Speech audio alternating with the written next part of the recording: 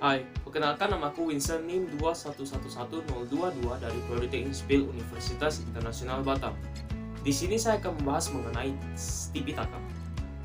Apa itu Tipitaka, sejarah singkat mengenai Tipitaka, dan mengapa atau bagaimana Tipitaka masih dibilang sebagai kitab suci yang otentik. Yang pertama, kita akan membahas mengenai Tipitaka, di mana Tipitaka ini merupakan kitab suci ajaran atau untuk agama Buddha, di mana Ti yang artinya tiga dan Pitaka yang artinya keranjang atau kelompok. Namun secara general, Tipitaka merupakan tiga kelompok atau tiga keranjang akan berbagai pengajaran, di antaranya adalah Sutta Pitaka, Vinaya Pitaka, dan Abhidhamma Pitaka. Di mana pada Sutta Pitaka itu berisi khotbah-khotbah dari Sang Buddha selama 45 tahun membeberkan Dhamma yang berisi 84.000 sutta.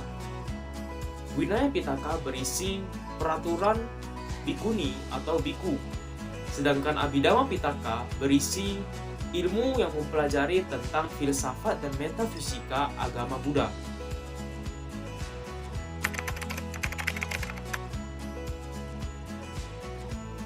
Pada ajaran agama Buddha terdapat 6 konsili Sangha. Sanghayana pertama dilaksanakan di Rajagaha pada tahun 543 sebelum Masehi yang dipimpin oleh Maha Kassapa, di mana mereka mengundang Yang Arya Upali untuk membahas dan mengulang Vinaya, dan mereka juga mengundang Yang Arya Ananda untuk mengulang Sutta. Kemudian pada Sanghayana kedua dilaksanakan pada Veluvana Arama, dipimpin oleh Yang Arya Yasatera yang membahas mengenai perubahan akan Vinaya yang sangat keras. Dan pada pertemuan inilah terjadi cikal bakal perbedaan aliran ajaran agama Buddha, di antaranya adalah Theravada dan Mahayana. Pada Sanghayana ketiga diadakan di Pataliputta yang dipimpin oleh Yang Arya Tissa Moggaliputta. Tujuan sidang ini adalah untuk menetapkan perbedaan pendapat yang mengaktifkan perpecahan Sangha. Pada pertemuan ini juga mereka membahas Abhidhamma yang merupakan bagian terakhir dari Tipitaka ini. Pada Sanghayana keempat diadakan pada Tuparama di Sri Lanka yang dipimpin oleh Yang Arya Mahinda-thera. Keputusan sidang ini adalah supaya Tipitaka disempurnakan, dan Tipitaka ini ditulis di atas daun lontar.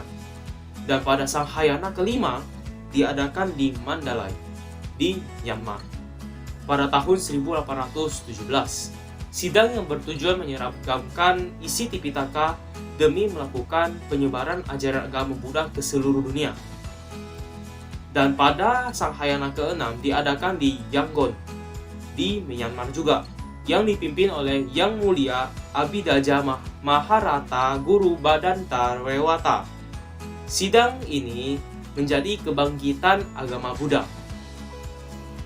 Tadi kita sudah membahas mengenai Tipitaka dan sejarah singkat mengenai Tipitaka itu. Dan sekarang ada muncul problem-problem dari masyarakat mengenai Tipitaka ini.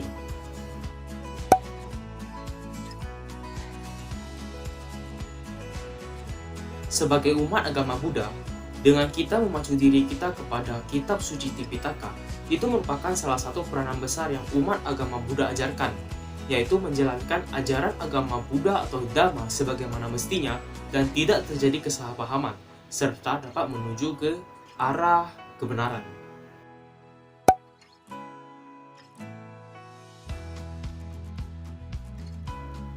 Sampai sekarang, kitab suci Tipitaka masih dikatakan sebagai warisan otentik dari Buddha Gautama yang mengandung ajaran murni. Sebagian orang merasa tidak yakin akan keotentikan itu karena tebal dan isinya yang kompleks. Namun pernyataan ini tersebut telah dibantah oleh Sanghayana yang ke-6 atau konsili yang ke-6 di ajaran agama Buddha, di mana ada seorang biku dari Myanmar yang berhasil diuji dengan melakukan pelafalan dengan sangat baik. Dan karena itu beliau berhasil mendapatkan julukan sebagai Tipitaka Darah, yaitu seseorang yang luar biasa, di mana dia dapat melafalkan isi Tipitaka dengan jelas dan sangat baik. Terus, apakah kita harus memahami kerangka dan isi kitab suci Tipitaka ini? Yes, apalagi kita sebagai umat agama Buddha harus memahami setidaknya sedikit dari sekerangka dan isi Tipitaka supaya kita mengetahui dan memahami ajaran-ajaran Sang Buddha.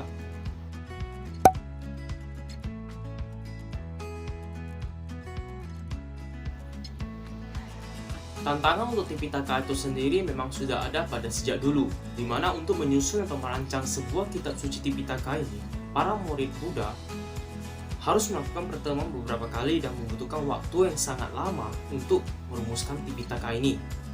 Dan pada saat dulu, Tipitaka ini ditulis di dalam lontar.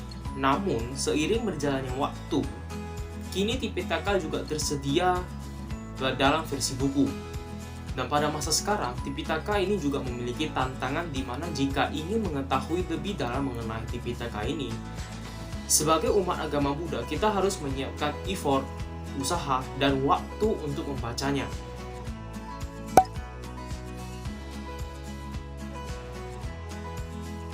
Nah, kita sebagai umat agama Buddha harus memahami kitab suci Tipitaka. Memang Tipitaka itu sangat tebal dan isinya yang kompleks, tetapi setidaknya kita harus mengetahui satu poin itu saja sudah cukup.